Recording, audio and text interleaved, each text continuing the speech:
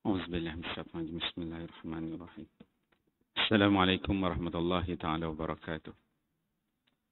Alhamdulillahi rabbil alamin wassalatu wassalamu ala asyrafil anbiya'i wal mursalin wa ala alihi wa sahbihi ajma'in. Subhanaka la ilma lana illa ma 'allamtana innaka antal alimul hakim. Wa la haula wa la quwwata illa billahil aliyil azim. Rabbi ishrah li sadri wa yassir amri wahlul 'uqdatam min lisani yafqahu qawli. Amma ba'd. Yang dikasihi tuan-tuan imam, tuan-tuan Bilal, tuan-tuan Siap, nazir masjid, ahli jawatan kuasa masjid, para asatizah, para alim ulama, tuan-tuan guru, hadirin hadirat muslimin muslimat yang dikasihi Allah sekalian. Alhamdulillah, syukur kita pada Allah Subhanahu wa taala dengan limpah kurnia ya waktu yang Allah berikan kepada kita, dapat kita sama-sama hadir pada malam ini ke masjid ini untuk sama-sama mendengar tazkirah kuliah maghrib pada malam ini. Moga-moga Allah menjadikan ia sebagai salah satu amal-amal saleh yang memberatkan mizan timbangan ketika mana kita dihisab oleh Allah Subhanahu wa taala. Muslimin muslimat, hadirin hadirat yang dikasihi Allah sekalian. Saya duk buka ni, dia jadi hanging tadi, okey. Ya. Untuk kuliah pada malam ini seperti biasa, saya menggunakan sebuah kitab. Kitab dalam bahasa Arab yang asalnya dalam bahasa Arab. Kemudian saya buat dalam bentuk slide. Kitab itu bernama Mabahis fi al-Qira'at. Baru dia keluar. Okey. Kita akan sambung slide daripada kuliah yang lepas. Kuliah yang lepas kita membicarakan tentang sanad. Sanad dalam bacaan riwayat Hafs an Asim. Sanad dan riwayat Hafs an Asim.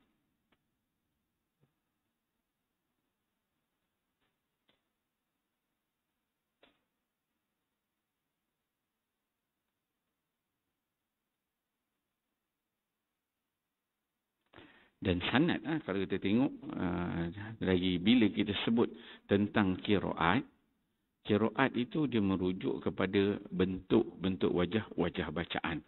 Dan bila sebut tentang qiraat itu, kita refresh, ingat balik, qiraat ini dia ada yang disebut sebagai qiraat asyarah kubra, 10 yang besar. Dan juga ada yang disebut sebagai asyarah sughra, 10 yang kecil. Ada yang disebut sebagai Tariq Asy-Syatibi. Ada yang disebut sebagai Tariq Ibnul Jazari. Ada yang disebut sebagai Tariq Durrah Al-Mudiyah. Ada 7 yang kecil, 7 yang besar, 10 yang besar, 3 yang kecil. Tu ada pembahagian itu yang mana saya telah sebutkan pada kuliah-kuliah yang lalu. Ini kuliah kita yang terakhir pada 9 hari bulan 1 yang lalu. Kita membicarakan tentang sanad, sanad dalam bacaan Al-Quran. Jadi kalau kita tengok dekat sini, kita tengok, dia tak keluar ni. Sanad itu daripada Allah Subhanahu wa taala, kemudian kepada Jibril, daripada Jibril kepada Nabi sallallahu alaihi wasallam, dan daripada Nabi bagi riwayat yang kita baca. Bagi riwayat yang kita baca itu riwayat Hafs an Asim. Hafs an Asim, dan biasanya akan disebut melalui Tariq Asy-Syatibi, maka dia akan lalu beberapa orang sahabat.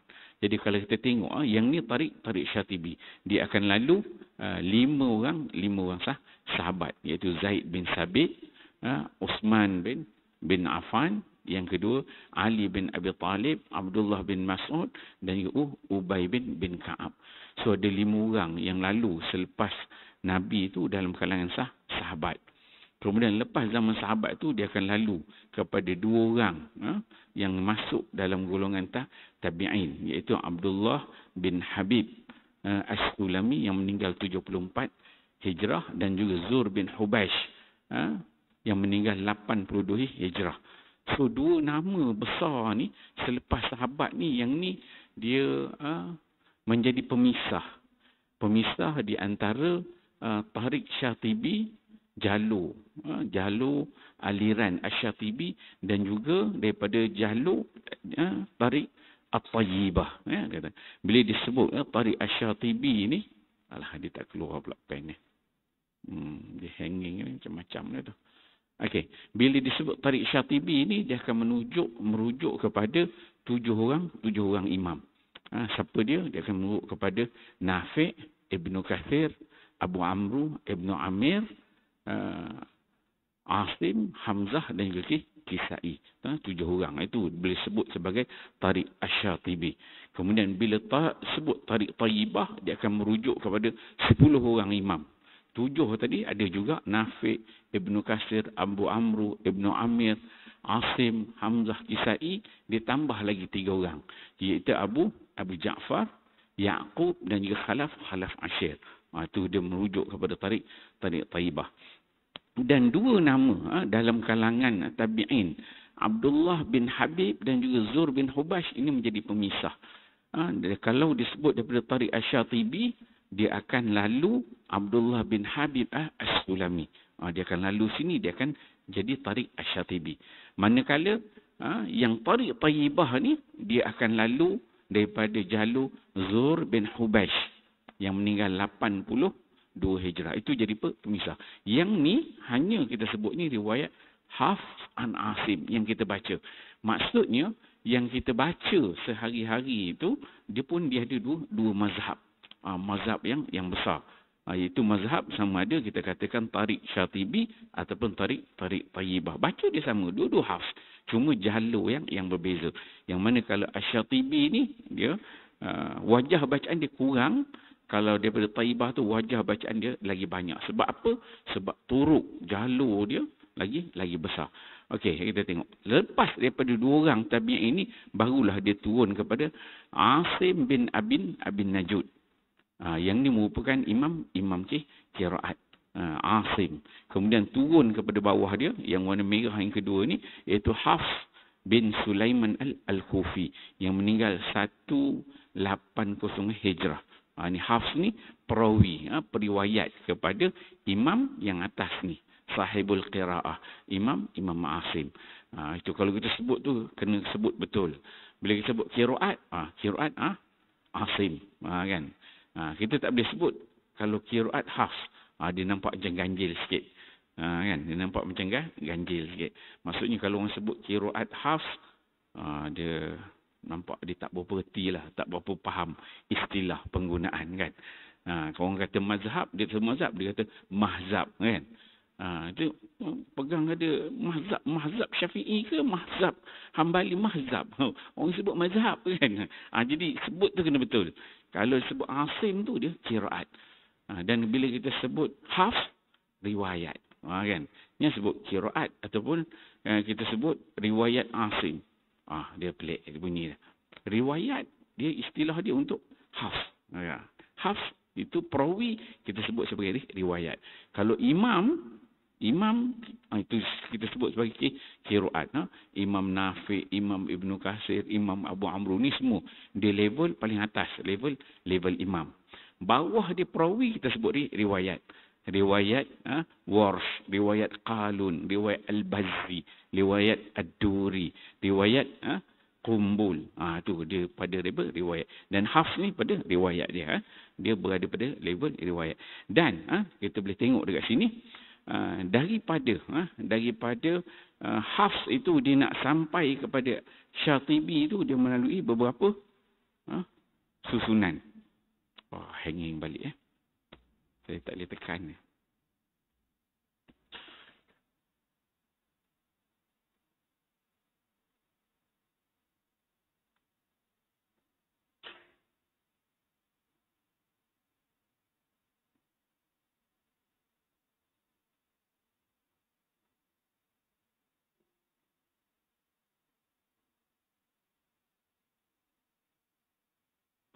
Semua benda dia keluar ni.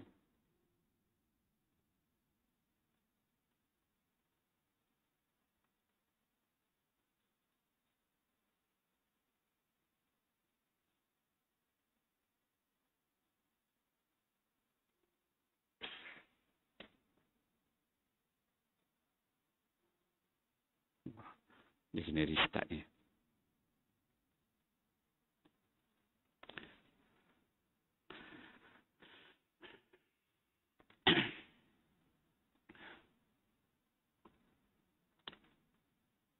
Jadi daripada tarik itu, disebut sebagai tarik Asy-Syatibi, ada tarik Tayyibah. Dan kalau kita tengok daripada tarik Asy-Syatibi, tarik Syatibi ni sanad dia tu. Saya nak tunjukkan sanad tu. Sanad dia daripada Al-Imam, daripada Hafs an Asim tu, dia nak sampai kepada Al-Imam Asy-Syatibi tu, dia ada 9 orang dekat situ. Dia ada 9 orang. Maksudnya, seorang yang ni ambil bacaan daripada orang ini ambil bacaan daripada orang ini, orang ini ambil bacaan daripada orang ini, satu.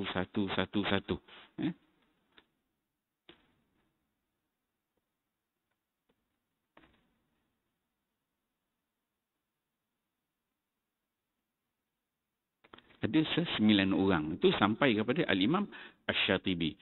Kemudian, kalau kita lanjutkan lagi, dia akan semakin panjang dari sudut sanad itu ke bawah. Dan sanad itu ke bawah, dia akan sampai kepada Al-Imam Ibnul Jazari.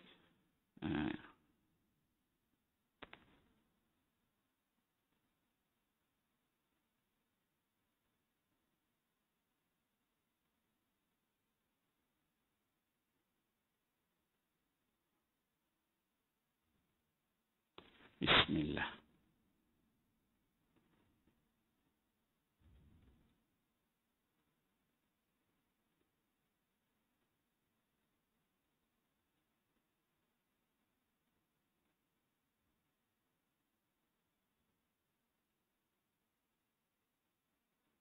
Bismillah.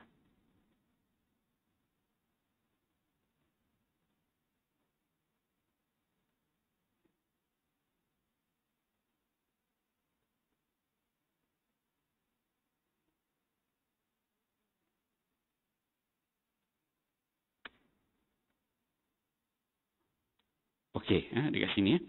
Okey, tuan-tuan boleh tengok sini. So, sini, sekejap ya. Supaya, okey. Sini dia sini imam. Baru keluar. Yang sini dia, sini imam, sini ar-rawi. Ini rawi. Sini imam, ini rawi. Dan daripada imam kepada rawi itu, baru dia akan turun sanad dia kepada Imam Asy-Syatibi. Ini kita boleh tengok. Itu saya katakan dia ada daripada Hafs ini, dia akan ada sampai 9 orang. Saya tengok ni kita boleh besarkan sikit.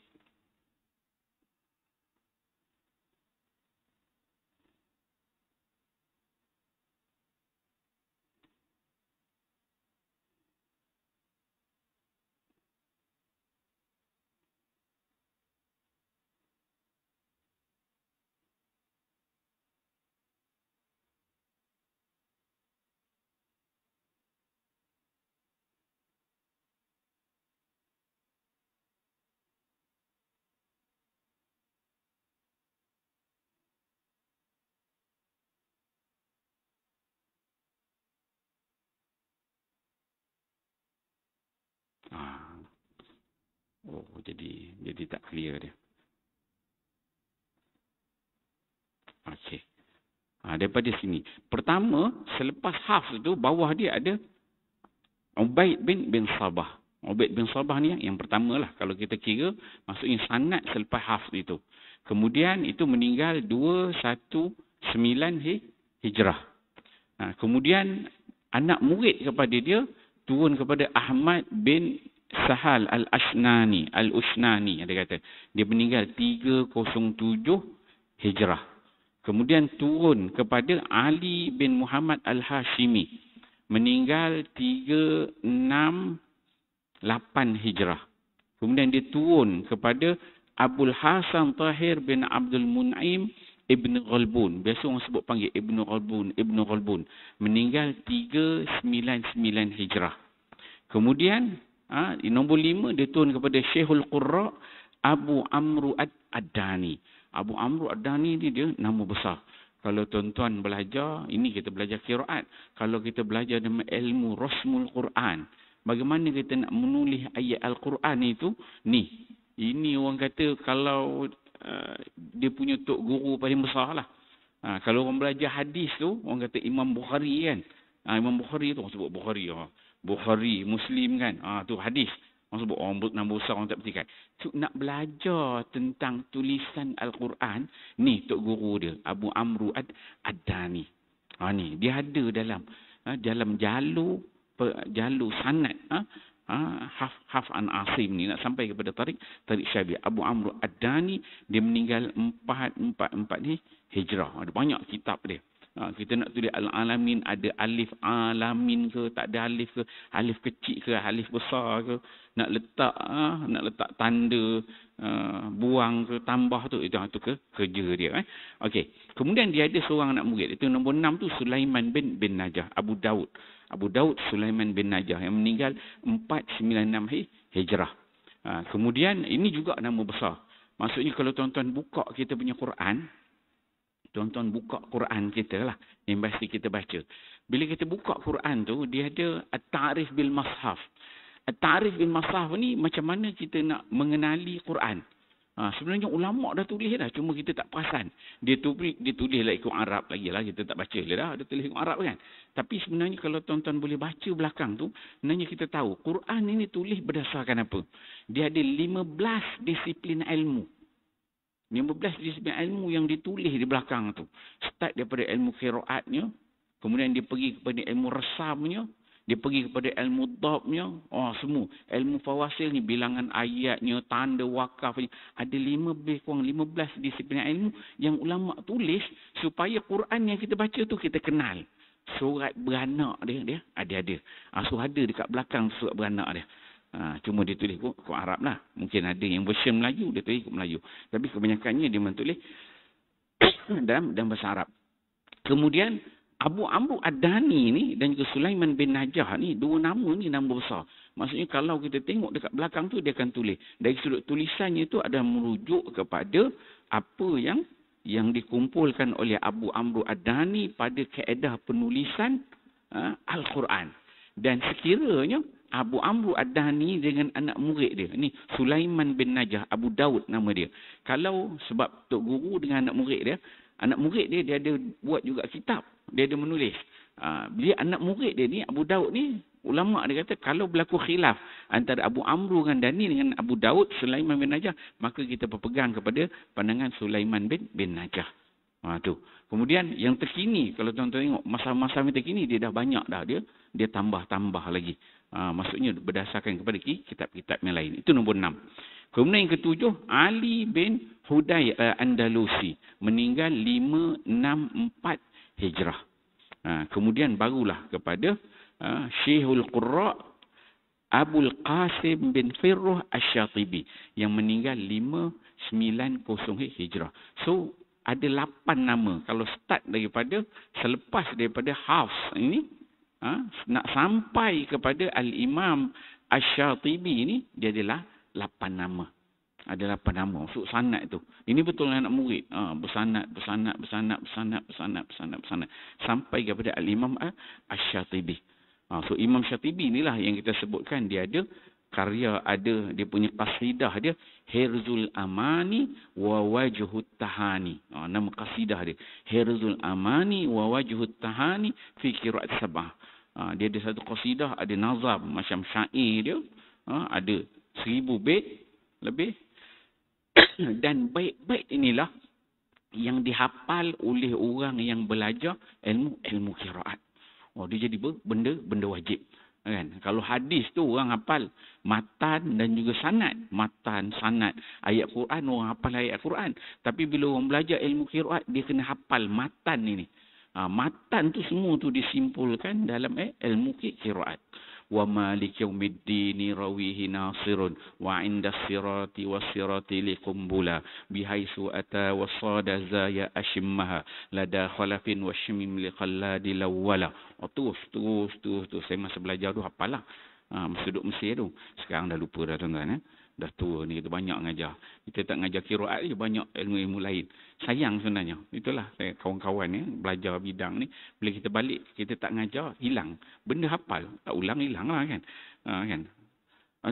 Menarik sebenarnya dia. Qasidah-qasidah dia tu. Semua disiplin ilmu qiraat itu disimpulkan dalam qasidah Hirzul Amani wa Wajhuta Tahani, yang mana dia hanya membincangkan 7 imam qiraat dan juga 14 orang perawi. Maksudnya setiap satu imam tu ada dua perawi. So 7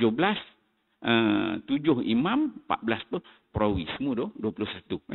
Okey, itu sampai kepada Imam Asy-Syatibi.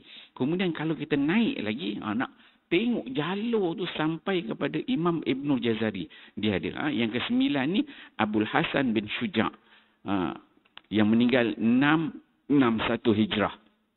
590 naik 661. Itu yang ke-9.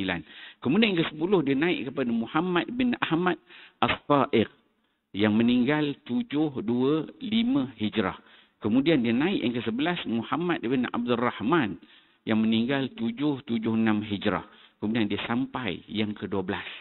Sebab Al-Imam Ibn Jazari ni dia meninggal 833. Dia panggil Syekhul Qurra Muhammad bin Muhammad Al-Jazari. Meninggal 8. Yang ni, yang nombor 12 ni dia baru dia sampai jalur kepada Imam Al-Jazari. Itu pun kalau tengok daripada jalur Asy-Syatibi tadi, maksudnya yang mengambil satu sanad. Tapi kalau kita tengok sanad daripada Thayyibah sampai kepada Al-Imam Ibn Jazari ni, dia sanad dia lagi banyak. Itu menyebabkan wajah bacaan itu lagi banyak. Yang mana biasa saya sebut contoh mad munfasil. Mad munfasil orang baca dengan, kalau kita Syatibi baca dengan 4 harakat aja. Dan nada, dia boleh naik sampai 5 lah. Tapi sebenarnya 4 aja. Tapi bila pergi kepada tarik Thayyibah, dia ada 2 harakat, 3 harakat, 4 harakat, 5 harakat. Jadi banyak. Okey. Habis kat situ. Kemudian ini yang ni tadi, kita pergi kepada slide seterusnya. Okey. Yang ni. Okey. Kemudian tajuk seterusnya saya nak bincangkan tentang bagaimana orang baca qiraat ni. Kan? Bagaimana qiraat ini dibaca? Adakah boleh dibaca qiraat ni, dia boleh ikhtilat? Ikhtilat maksudnya percampuran di antara satu wajah dengan satu wajah. Boleh ke tak boleh? Kalau macam kita fiqh, kalau fiqh tu maksudnya kalau kita ambil wuduk tu Syafi'i, maka yang membatalkan juga dengan kaedah Syafi'i. Kalau kita ambil Hambali, dengan yang membatal juga Hambali juga. So kena begitu. Kan? Tak boleh tuan-tuan ambil wuduk cara Syafi'i, batalnya ambil Hambali. Dia tak kena. Kan? Dia dah berlanggar disiplin ilmu. Begitu juga dalam ilmu qiraat. So ada beberapa pandangan ulama. So secara yang besar dia ada tiga mazhab. Ada yang menyebutkan kalau percampuran wajah qiraat itu, ada yang mengatakan membolehkan secara umum. Maksudnya boleh satu wajah tu dengan satu wajah lain tu boleh berlaku bercampur. Ini dinukilkan oleh Ibn al-Arabi dalam Ahkam Al-Quran.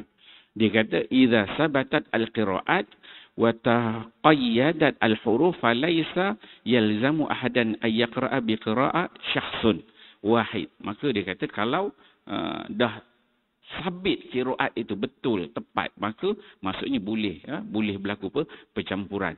Begitu juga Al-Imam Ibn Taymiyah dalam Majmu' Fatawa dia juga memberikan pandangan yang sama. Ini yang katakan boleh secara umum. Kemudian ada mazhab yang kedua, dia kata membolehkan dengan syarat tiada ikatan antara riwayat pertama dengan riwayat yang kedua. Yang pertama ni, yang bagi pandangan ni kalau tuan-tuan tengok, orang yang bukan bidang qiraat. Ini problem dia ni. Problem dia orang bukan bidang qiraat yang bagi pandangan. Ulama besar Ibn Taymiyah. Ulama besar tapi dia bukan spesialis bidang qiraat. Tapi bila orang tanya, dia pun ialah semua ilmu dia belajar tapi bukan pengkhususan bidang itu, maka jawapannya tu mungkin agak ada pandangan-pandangan yang lain. Begitu juga macam Ibnul Arabi. Okey. Kemudian tengok mazhab yang kedua. Mazhab kedua contohnya Al-Imam Imam Nawawi. Imam Nawawi mazhab kita, mazhab Syafi'i. Kan? Ada Al-Majmu'. Syarah Muhazzab. Memang kita pegang. Imam Nawawi ni dalam Al-Majmu' Syarah Muhazzab, dia lebih berhati-hati. Dia kata apa? Boleh dengan syarat tiada ikatan antara riwayat pertama dengan riwayat kedua. Sebab bila kita baca salah satu dan qiraat ni dia ada taqdim wa ta'khir. Dia ada muzakkar dan muannas, ada singular, plural, ada he, ada she kalau bahasa Inggeris ni kan. Ada laki, ada perempuan. Maka setiap riwayat tu dia kena ikut. Tak bolehlah mula ayat tu cerita tentang laki, tiba ujung tu cerita tentang perempuan. Dia tak kena. Ataupun mula ayat tu cerita ramai, tiba-tiba ujung ayat cerita tak ramai. So qiraat tu dia kena selaras. Walau semua wajah tu mutawatir. Semua wajah tu mutawatir. Maka dia perlu ikut susunan dia. Okey. Itu yang kedua. Kata Ibnu An-Nawawi bercakap begitu. Kemudian Ibnul Jazari juga cakap gitu. Dan juga ada yang dirojihkan. Yang diberikan pandangan dia berjah oleh Imam Ibnu Jazari. Itu yang kedua.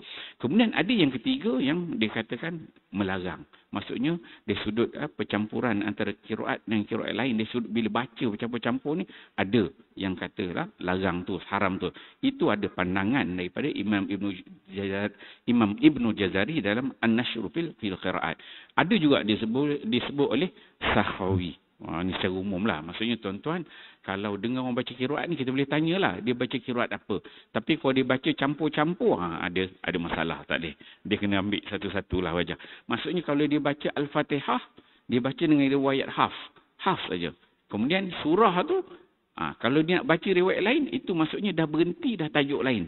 Maka dia boleh ambil riwayat yang lain. Tapi kalau dia baca dengan Hafs terus sekali, itu yang lagi baik. Dia tak jadi wajib. Maksudnya kena baca dengan satu riwayat pada mula sampai habis. Tak wajib. Kan? Yang penting itu dia katakan boleh dengan syarat tiada ikatan antara riwayat pertama dengan riwayat kedua. Mudah kita kata kalau surah pendek. Satu surah ni dia baca dengan riwayat ini. Kemudian surah lain dia baca dengan riwayat lain. Maka tak adakah kaitan sebab surah dah berbeza. Kan? Dari sudut begitu. Kemudian ada juga yang mengatakan dia larangan teruslah. Tak boleh berlaku ikhtilat. Okey. Habis itu. Sekadar pengetahuan tu. Okey, kita tengok pula. Qiraat Al-Quran bagi imam-imam mazhab. Kan? Kita ni mazhab yang besar, ada 4 mazhab. Dia orang ni sebenarnya imam-imam mazhab ni, dia baca qiraat dengan qiraat apa? Dia baca Quran dengan riwayat apa kan? Mazhab kita tahu dia, mazhab Hanafi, Maliki, Syafi'i, Hambali. Tapi dia sudut baca Quran dia apa dia punya aliran dia? Okey. Yang pertama Imam Abu Hanifah, mazhab Hanafi. Mazhab Hanafi ni dia Al-Kufi. Kan? Betul lah. Saya letak itu supaya kita nampak dia ni dekat mana, dia kedudukan dia kat mana. Dia ni Abu Hanifah ni dia nisbah kepada Al-Kufi. Bila Al-Kufi ni dia pula dia ni meninggal 150 Hijrah. 150 Hijrah ni zaman ilmu tengah berkembang. Imam-imam mazhab tengah naik kan. Orang baru nak kenal fiqh. Maka ilmu qiraat juga dia naik berkembang.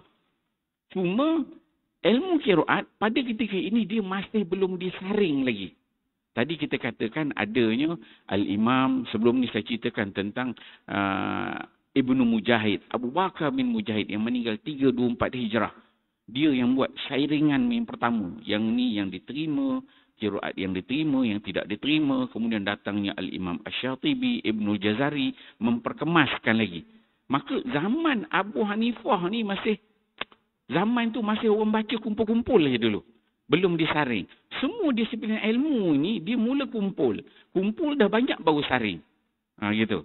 Hadis pun gitu. Dengar pada Nabi orang kutip semua. Betul tak betul semua orang kutip. Sampai satu peringkat orang pening baru disaring. Yang ni sahih, ni dhaif, ini hasan. Ada jadi macam tu. Serupa juga Quran. Mula-mula tu orang ni ambil. Yang ni ambil. Baca sahabat ni ambil. Kumpul-kumpul jadi pening. Pening, mula datang saringan. Yang ni orang yang betul, ni jalur tak betul. Ada orang ambil kesempatan. Ini yang buat qiraat sendiri. Serupa. Dalam hadis begitu. Dalam Quran qiraat pun begitu. Dia berlaku saringan. Okey. Maka zaman Abu Hanifah ini, Al-Kufi ini, dia meninggal 150, ketika itu tak ada saringan lagi, dia kata. Maka dia membaca dengan qiraat Sulaiman bin Mihran Al-A'mash.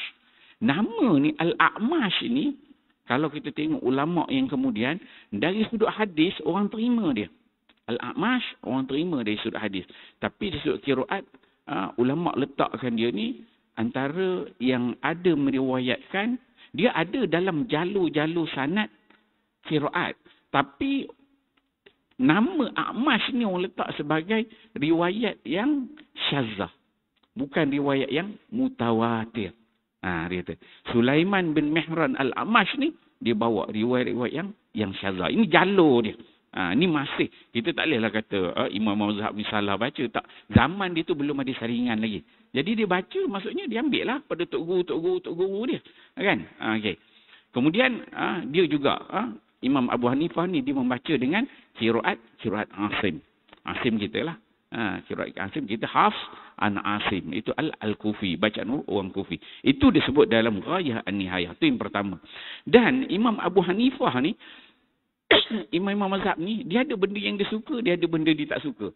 Antara benda yang dia tak suka, dia tak suka kepada qiraat Hamzah. Qiraat Hamzah ni, dia ada banyak imalah. Imalah ni dia condong. Yang dibaca dengan wadduha walaili saja kan. Ma wadda'akum wa ma qala la kan. Bismillah majriha kan. Majrire. Yang imalah tu dia tak suka. Kan. Sebab dia lahjah ni, dia imalah ni satu bentuk lahjah. Lahjah dialek. Dialek ni bukan semua orang boleh baca dengan dialek yang sedemikian. Tak boleh. Tak semua boleh. Contoh-contohan orang Selangor suruh cakap Kelantan. Tak jadi. Bunyi siar. Tak bunyi Kelantan. Bunyi siap. Kan? Supaya orang utara suruh cakap bahasa Selatan. Dia tak boleh. Orang tahu dia bunyi kat tekak. Pergi mana. Melekat kan kat tekak. Kan? Suruh cakap tak boleh. Maka begitu juga dalam ilmu qiraat. Walaupun semua tu wajah tu adalah mutawatir. Dan dia tak selesa dengan qiraat Hamzah yang ada imalah. Kemudian Imam Malik. Imam Malik ni dia meninggal 93 Hijrah. 93 sampai 179. Dia membaca orang Madinah. Imam Malik ni dia Madani. Dia duduk kat Madinah. Dia Imam Madinah. Dia tak keluar pada Madinah. Dan dia membaca dengan qiraat Nafi'. Qiraat Nafi'. Dan Imam Malik ni punya dia hormat. Imam Malik ni ahli fiqh. Juga ahli hadis. Dia Imam Malik ni, walaupun dia dekat Masjid Nabawi itu dia jadi imam, tapi setiap kali kalau dia semayang, dia akan tengok. Dia kata, kalau ada Nafi', dia kata, aku tak boleh jadi imam. Dia kata, kena panggil Nafi' jadi imam. Sebab Nafi' ni ahli qiraat. Ni bidang dia. Itu Imam Malik. Dia kata, kalau ada Nafi', dia kata, suruh Nafi' jadi imam. Dia ni tok guru besar. Sebab dia kata, aku pun ambil baca dengan qiraat dia. Dan dalam pernah satu ketika, Imam Malik ni orang tanya dia tentang masalah Bismillah. Bismillah ni nak baca ke tak nak baca? Kan? Perlu baca tak? Baca Fatihah, nak baca Bismillah ke tak payah? Kan? Ataupun nak baca kuat ke nak baca slow ke? Maka Imam Malik dia kata, yang ni bukan bidang aku ni. Kata, kamu pergi tanya dengan Nafi'. Hormat dia pada orang bidang. Kan? Itu pentingnya. Satu-satu bidang tu bagi orang tu yang bercakap ni. Okey. Ini kata Abu Ja'far, guru Quran di Madinah. Ini riwayat daripada Abu Ja'far. Dia mengatakan Imam Malik ni membaca dengan qiraat Nafi'. Itu yang kedua. Dan yang ketiga, kita Imam Syafi'i. Ini mazhab kita lah. Mazhab Syafi'i. Membaca dengan, dia wafat 204 Hijrah, membaca dengan qiraat Ibnu Katsir. Ibnu Katsir ni bacaan mana? Ibnu Katsir ni ialah imam qiraat yang kedua. Imam qiraat yang kedua ialah Imam Ibnu Katsir. Imam Ibnu Katsir ni bacaan orang Mekah. So maksudnya imam mazhab kita dia baca Quran dengan qiraat Ibnu Katsir. Kita baca Ibnu Katsir tak? Mazhab kita Syafi'i kan? Tapi qiraat kita baca orang Kufah. Bagi azan.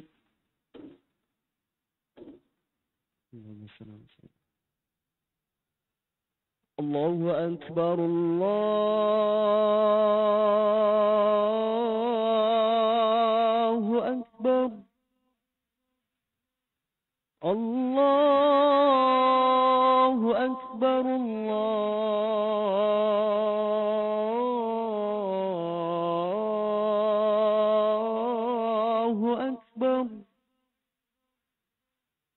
أشهد أن لا إله إلا الله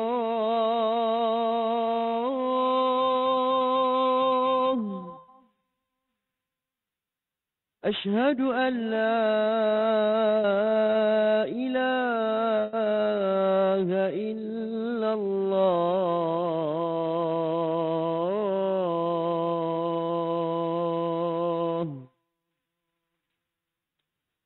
أشهد أن محمد رسول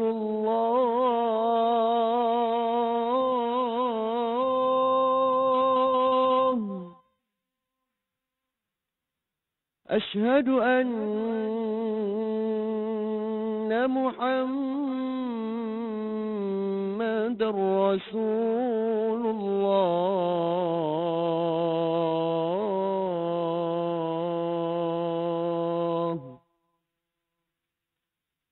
حي على الصلاة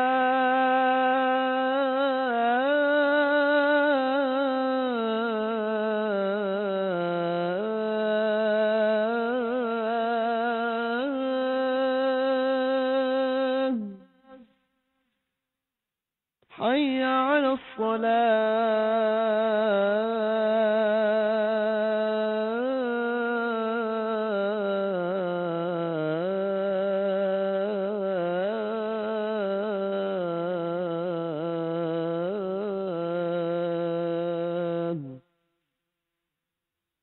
حي على الفلاح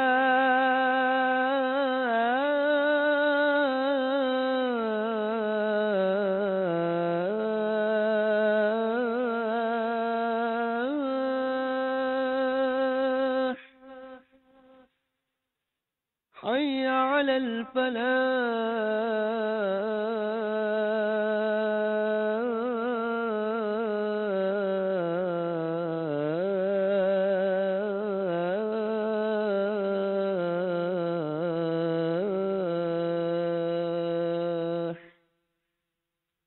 الله أكبر الله أكبر لا إله إلا الله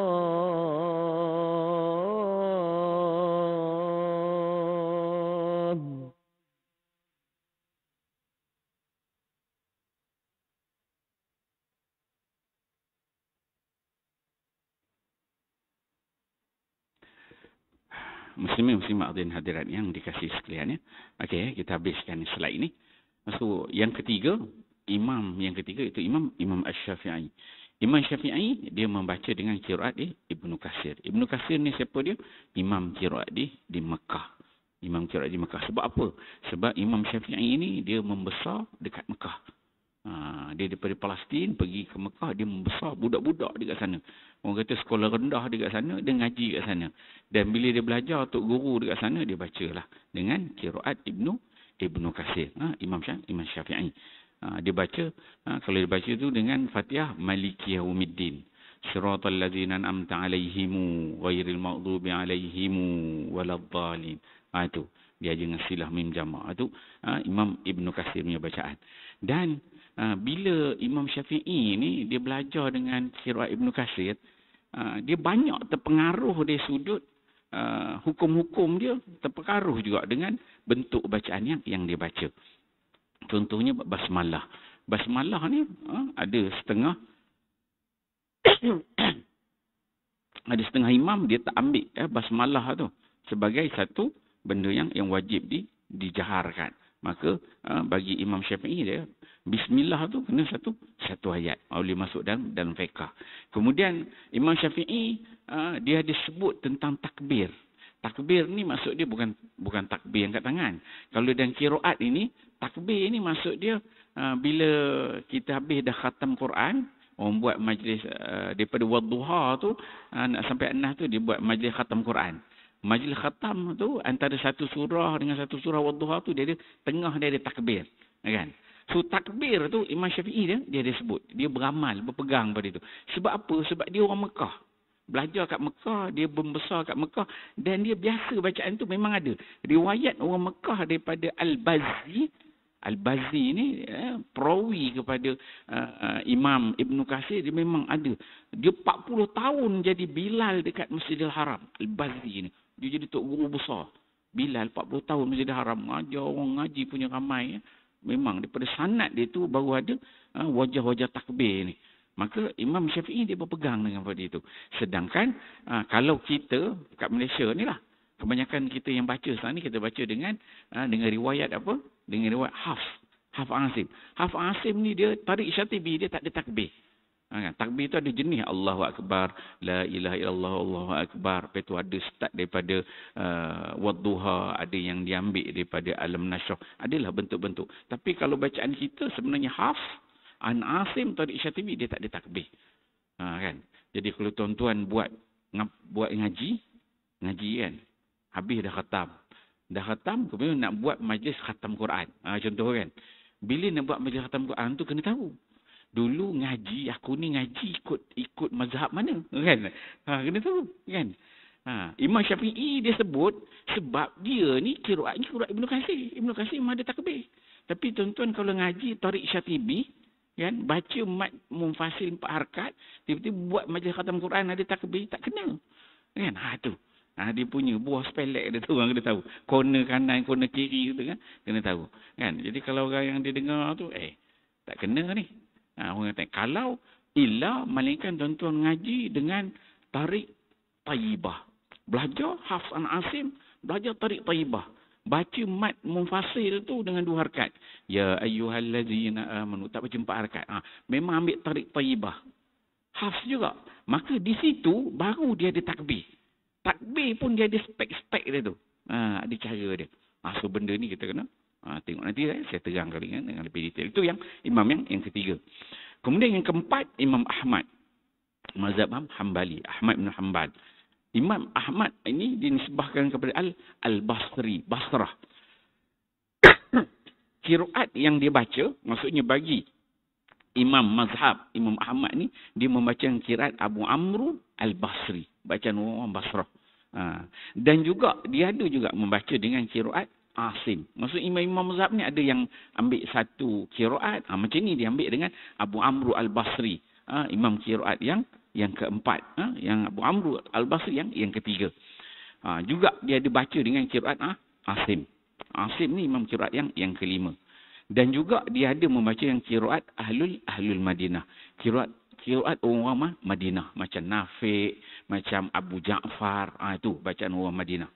Kemudian Imam Ahmad bin Hanbal ni, dia ni ada ikhtiar sendiri.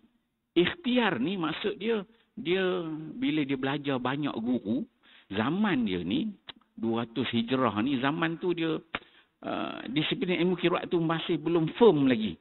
Dari sudut pembahagian imam-imam qiraat dia tak pecah dengan cantik lagi. Maka Imam Ahmad ini dia ada pilihan sendiri. Maksudnya aku belajar daripada contohnya 20 orang tok guru, maka tok guru ni baca ajar ini, ajar ini, 20 orang tok guru mungkin ajar wajah berbeza, maka aku nak baca dengan wajah aku sendiri, aku ambil ini sikit, yang ni sikit. Dia jadi macam tu. Maka ikhtiar dia. Itu yang dikatakan dia ada ikhtiar sendiri. Dan Imam Ahmad ni dia tak suka dengan qiraat Hamzah Kisai. Hamzah Kisai ni jenis bacaan ada imalah. Ada imalah majrih. Dia ni jenis condong-condong ni dia tak apa suka bacaan dia. Itu bagi Imam Ahmad. Dia Arab ni tuan-tuan, dia macam kita juga. Bila disebut Melayu, Malaysia ni Melayu, Semenanjung ni Melayu lah kan. Tapi bukan semua boleh. Orang pantai timur lain, orang utara lain, orang pantai barat lain kan. Dia tak boleh masuk. Bila nak baca tu orang, kena baca ikut slang Terengganu. Payah. Kita tak ada G kan. Tiba-tiba sana ada banyak G. Jadi tak sih. So begitulah Arab. Arab ni ada Arab yang dia tidak ada Hamzah sebutan dia. Dia tak boleh sebut Hamzah dia susah. Ada bentuk-bentuk. Nanti insya-Allah kita akan tengok pada kuliah-kuliah yang akan datang insya-Allah. Auzubillahi minasyaitanir rajim. Bismillahirrahmanirrahim. Alhamdulillahirabbil alamin. Wassalatu wassalamu ala asyrafil anbiya'i wal mursalin wa ala alihi washabihi ajmain. Allahumma ij'al jam'ana hadza jam'an marhuma wa tafarruqana min ba'di tafarruqan ma'suma wa la taj'alillahu ma fina wa la ma'ana wa lam yattabi'una syaqiyya wa la matruda wa la mahruma bi rahmatika arhamar rahimin. Rabbana atina fid dunya hasanah wa fil akhirati hasanah wa qina adzabannar. Wa sallallahu alaihi wasallam Muhammad wa ala alihi washabihi wasallam. Walhamdulillah rabbil alamin. Assalamualaikum warahmatullahi wabarakatuh.